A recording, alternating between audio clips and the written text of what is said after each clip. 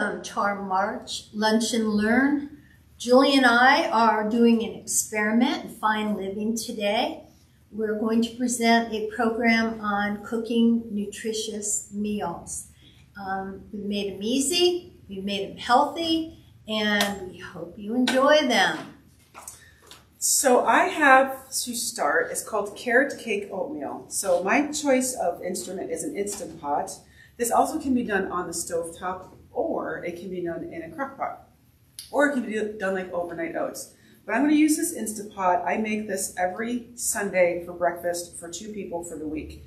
So this is a pretty big recipe, but it keeps pretty well. And also, if you want to, you can freeze it for the next week or so. So we start with just regular old-fashioned oats. So this is 4 cups of oatmeal. I'm going to put it right in the bottom of the Instant Pot. Second, I'm adding 7 cups of boiling water. So this has been boiling for a while. So I'll put that down there, and we just pour it in there. Boiling water helps with this recipe because if not, the oatmeal may stick to the bottom, and we could possibly burn the oatmeal. So try to use boiled water. Get all that in there. Next up is actually the carrots. So these are julienne carrots I got from the store. This is a 10-ounce bag. Just throw them in there. Get all the rest of it out. Don't waste food. Next is 2 frozen bananas. So I froze these overnight. I usually take super ripe bananas, freeze them up for muffins or banana bread, but I'm going to use it for this recipe. Throw the frozen bananas in there. Next is 4 tablespoons of your choice of sweetener. I prefer to use brown sugar. You can use monk fruit. You can use no sugar during this part and just add it after, which is usually what I do. So we're going to add this 4 tablespoons of sugar in there, that brown sugar. Cinnamon is next. So this is about a tablespoon of sugar, or sorry, a tablespoon of cinnamon. I will add more or less depending on my preference. I like cinnamon, so I add a lot more. And then last is vanilla extract, which I think adds to it. So if this calls for a teaspoon of vanilla extract. I like vanilla. I don't measure it out. I just throw it in there. There we go. After that, you just stir it up a little bit.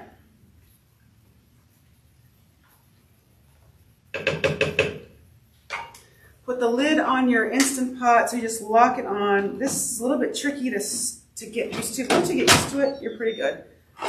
Lock it on. These are super safe these days. I was always afraid to use a pressure cooker because of the horror stories of them blowing up.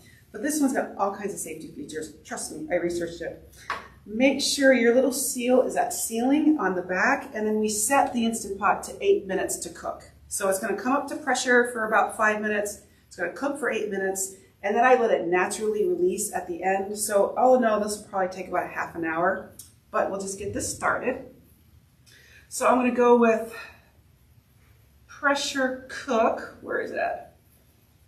There it is. And then I'm going to put my time to 8 minutes. There it is. And then we press start. And that's it. So this is going to be quiet for a while as the pressure comes inside of the unit, and then it'll start to cook. The display shows you everything that's happening, and then when it's done, you just take the lid off and you eat it. So I already have some ready. This is what it looks like when it's done. Looks like oatmeal, no big deal, right? But I also like to add apple. I'll add some chopped up apple or more banana, or you can use blueberries. Anything you want to put in there. You put this, if you decide to use this for meal prep, you microwave this for about maybe 4 minutes. I would eat. I'm preparing a lunch dish. It's one I've made a couple times. It's called Healthy Black Bean Soup. It's something, a lot of people do not like black beans. That just means they haven't tried them yet. So what I do, and I'm using the crock pot, I open these, rinse them, and then I put them back in the can so it looked a little bit more legit. But make sure you rinse the black beans. 2 cans of those right in the crock pot. And then I have 2 cans of stewed tomatoes. And if you can get lower sodium, that would be fine. Just throw them right in there. See how easy this is? This is how I like to cook. And then I have 2 cans of diced tomatoes, and this is zesty chili style. And I'm throwing those in. Ooh, I hope I have enough room in this. Go right in. And then I have the 32-ounce chicken broth. If you wanted to use vegetable broth or mushroom broth, that would be fine. Just pour that in. My goodness. It's going to be pretty full. If you have a bigger crock pot, you probably would want to use it. That's going to take us right to the top here. 1 can of Southwest corn, Mexicorn works. This we opened and drained as well. 1 can of chopped green chilies. If you like a little spicier, you may want to put another can of these in. We don't, so that's why I add just 1. And then we need 4 green onions, chopped pretty fine.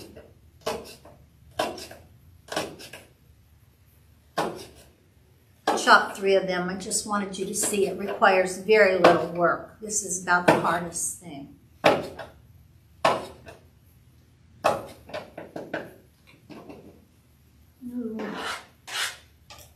That's it. I'll throw the other 3 in.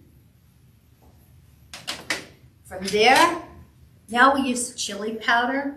It says you can use 2 or 3 tablespoons. My husband would prefer 3. I prefer 2, so of course we only do 2 when I'm cooking it.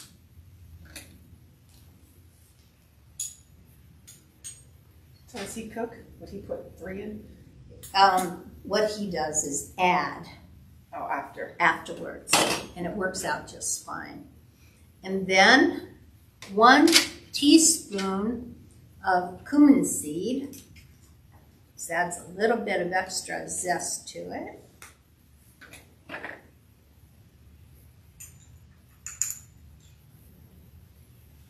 Notice everything's on top. It's taking me about 4 minutes to put this together. And this is garlic powder, and I'm going to use a 1/4 teaspoon. If you use garlic, minced garlic, you may want to put a little bit more in. That's it. Now I'm going to try to stir it all together without it going over the top. You can do this on the stovetop. It takes a lot less time. You can do it in an Instapot, which I don't have, so I don't really know how long it would take. You want to make sure it is heated through. And in the crock pot, I usually do it about 4 hours on high. Put the lid on it and go do something else and have that smell throughout the house. Now I want to tell you the specifics here. 1 cup of this is 91 calories and 0 saturated fat, 0 cholesterol, 19 grams of carbs. 4 of those are fiber. And for those of you who aren't sure about black beans, 1 cup of black beans has 15 grams of protein. The fiber can help lower bad cholesterol. The potassium in black beans helps you to have a healthier blood pressure. And the magnesium in the black beans provides protection for bones. So it's really worth trying because there are a lot of nutritional benefits from this. So, now these recipes are going to be, we're following this, or you can... we'll have a link to the recipes. We'll have a link to the recipes. And that's it for this one. If you want to wait for 4 hours, fine, but not going to do that. So we already have some prepared here, but before we get to the good part, which is the eating, I want to talk about this little demonstration we're starting. We would like this to be a series, maybe a monthly, quarterly series. So if there's anything you want us to try out for you or any information you'd like to know, leave a comment in the Facebook chat area or just let us know somehow via email, phone calls, or just come in and talk to us. So we're ready to eat? And if this isn't enough for you, you could add chicken. You could add tortilla chips, avocado slices, sour cream. You can doctor it up any way you want. But remember, the 91 calories I gave you is for a cup of this with the ingredients that I gave you.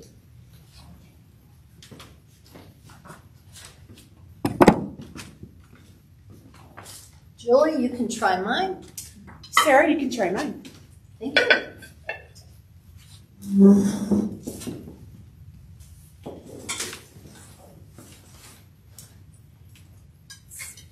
Smells good. As does this. I may become an oatmeal fan. I was never an oatmeal fan either, but this I like. It's me in there. Well, it's really yummy. I can eat this. Very good. As we eat, you can type in any questions you have. You can send us comments. You can tell us recipes or ideas that you might like us to try for you, and we'll do our best.